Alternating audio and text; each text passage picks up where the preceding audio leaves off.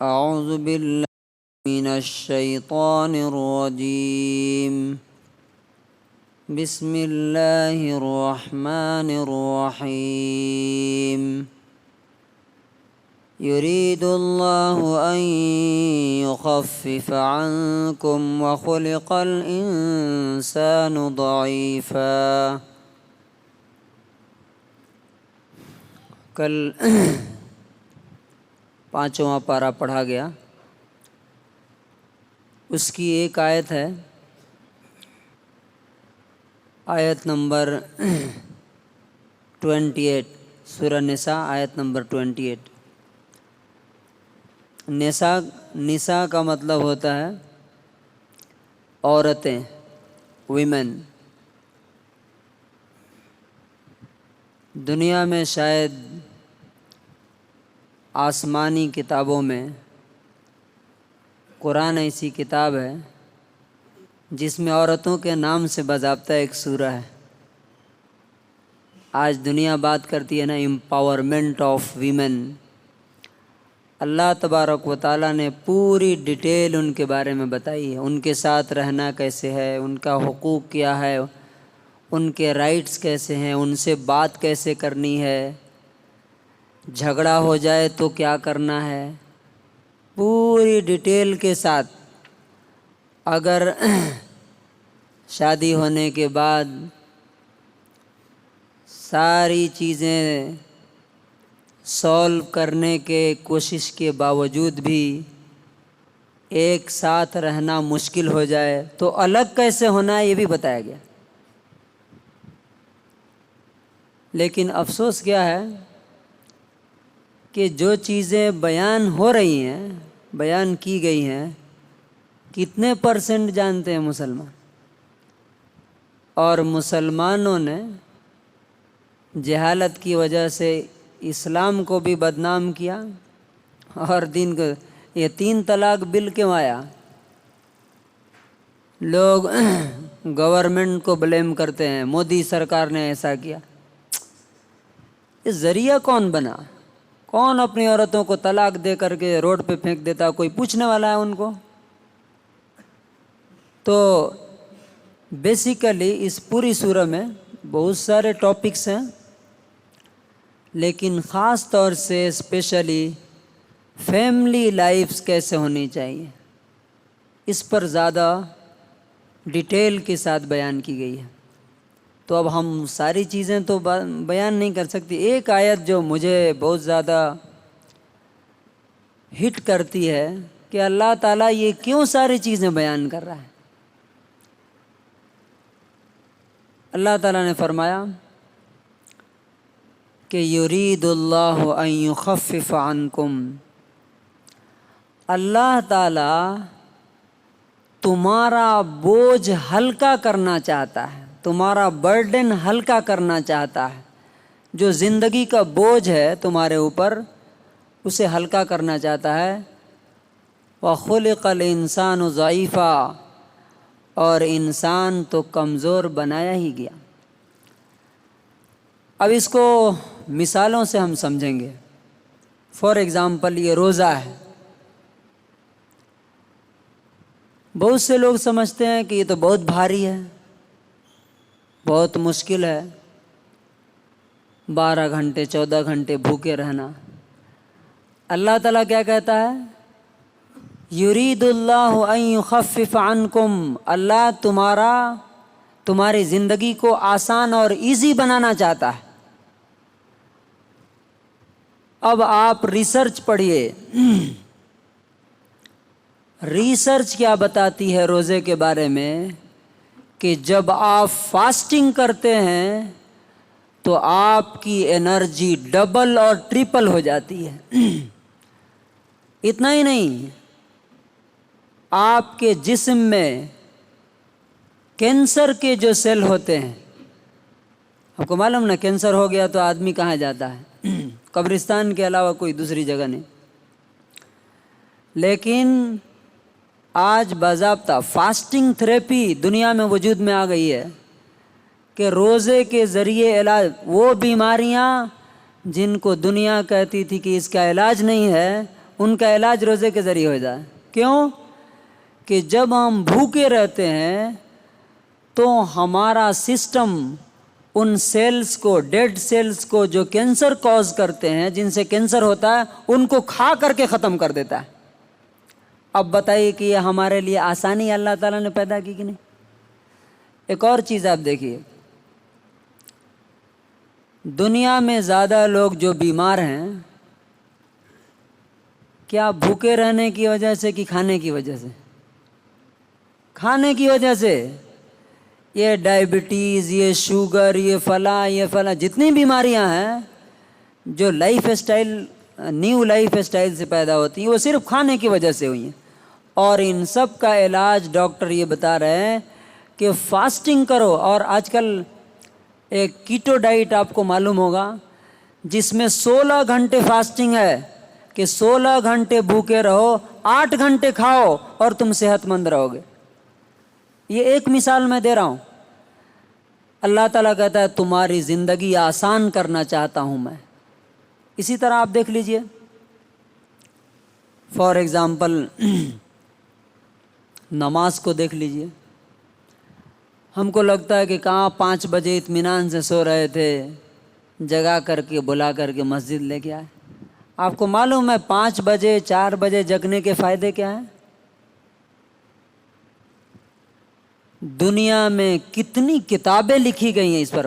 5 AM club, آپ جا کے بک پڑھیے، بیسٹ سیلر بک ہے پوری دنیا میں، کہ جب انسان 5 بجے جگتا ہے تو اس وقت ایسے پازیٹیو ویوز چلتے ہیں دنیا میں، اور آکسیجن لیول سب سے زیادہ ہائی ہوتا ہے اس وقت. اللہ تبارک، اور پیور ہوتا ہے سب سے زیادہ پیورسٹ فارم میں.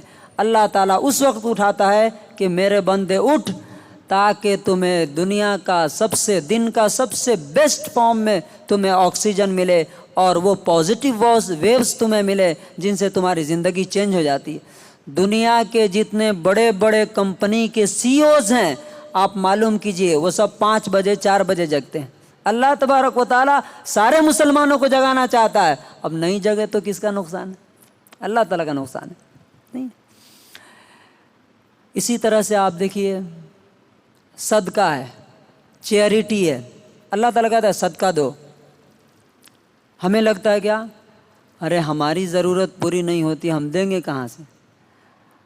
اب کل جمعہ میں بھی اس پہ بات ہوئی تھی.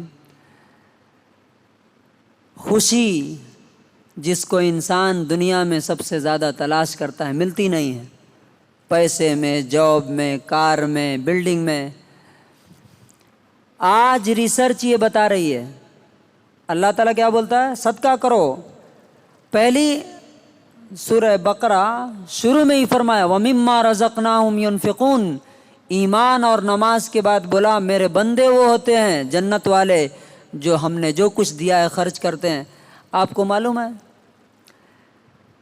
آج دنیا ریسرچ کر کے یہ بتا رہی ہے، ایک کتاب چھپی ہے امریکہ میں، دی ہیکنگ آف امریکن مائنڈس.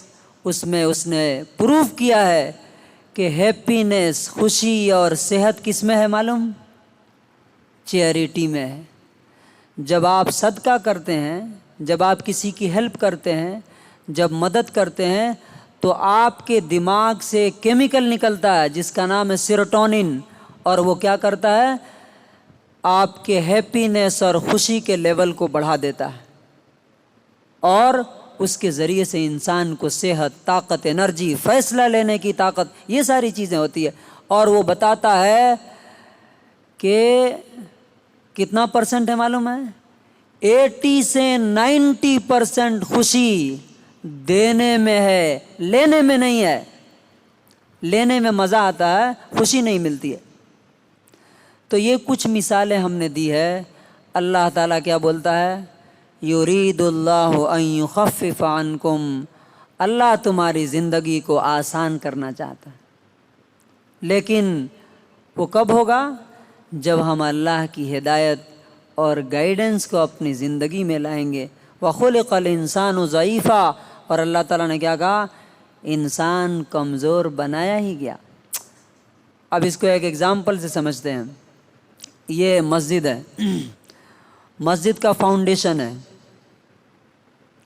بنانے والے کو معلوم ہے کہ اس کے اوپر کتنی چھت پڑ سکتی ہے، معلوم ہے نا؟ معلوم ہے کہ خالی یہ ٹین شیڈ ڈل سکتا ہے. یہ تو کیا کبھی مول ڈالیں گے؟ نہیں ڈالیں گے. ان کو معلوم ہے کہ یہ فاؤنڈیشن اتنا مضبوط نہیں ہے، ڈالیں گے تو یہ چھت بھی بیٹھ جائے گی اور انسان بھی مر جائیں گے. تو جس خدا نے انسان کو بنایا ہے اس کی کیپیسٹی، اس کی طاقت، اس کی صلاحیت، اس کی انرجی اس سے زیادہ کون جان سکتا ہے؟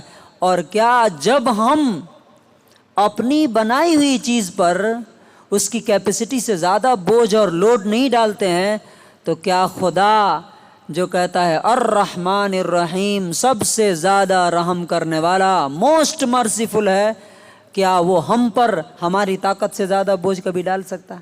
نہیں ڈال سکتا. تو اللہ تبارک و تعالیٰ سے دعا ہے کہ اللہ تعالیٰ جو ہم اس کی کتاب پڑھ رہے ہیں اسے سمجھنے کی بھی توفیق دے، اور اس کی زندگی، اس کی گائیڈ لائن سے، اس کی ہدایت سے اپنی زندگی کو آسان بنانے کی توفیق نصیب فرمائے.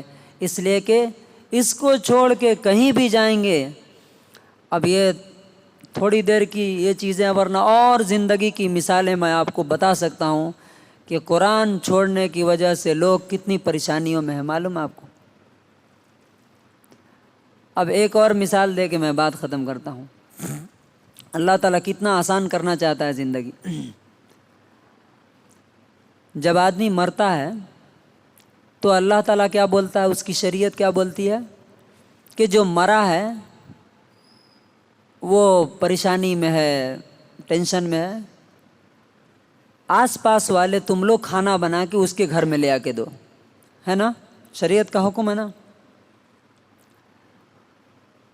تو اس کے لیے آسانی ہے کہ نہیں؟ اب کیا ہے، شریعت کا حکم جب ہم نے چھوڑا تو ہم کیا کرتے ہیں، اس دن کا بھی کھانا بناتے ہیں. ایک تو مرا اس کا ٹینشن الگ، پھر کھانا بنایا اس کا ٹینشن الگ، پھر 10واں ہوتا ہے 10 دن کے بعد، وہ بیچارہ جو چھوڑ کے مرا ہے بچے کھانے کے لیے، بیوی کے لیے 10واں بناتے ہیں، پھر اس کے بعد 20ویں دن کھلاتے ہیں، پھر اس کے بعد 30واں بھی شاید ہوتا ہے، 30واں ہوتا ہے کیا، 40واں ہوتا ہے، پھر برسی ہوتی ہے. اب آپ سوچئے ایک بار انسان کو آپ 10 لوگوں کو بلا کے کھانا کھلائیے، کتنا بوجھ کی بات ہوتی. اور یہ 4 بار 5 بار پھر ہر سال کھانا کھلانا کتنا بڑا بوجھ ہے انسان پر. شادی کا مسئلہ لے لیجئے، تو اللہ تبارک و تعالیٰ بولتا ہے کہ تمہاری زندگی میں آسان کرنا چاہتا ہوں، وہ اسی وقت ہو سکتی ہے جب تم ہماری گائیڈ لائنز کے مطابق زندگی گزارو. اللہ تعالیٰ سے دعا ہے کہ اللہ تعالیٰ اپنی کتاب کے ذریعے ہماری زندگی کو آسان بنائے اور دنیا اور آخرت میں اس کے ذریعے سے کامیابی نصیب فرمائے.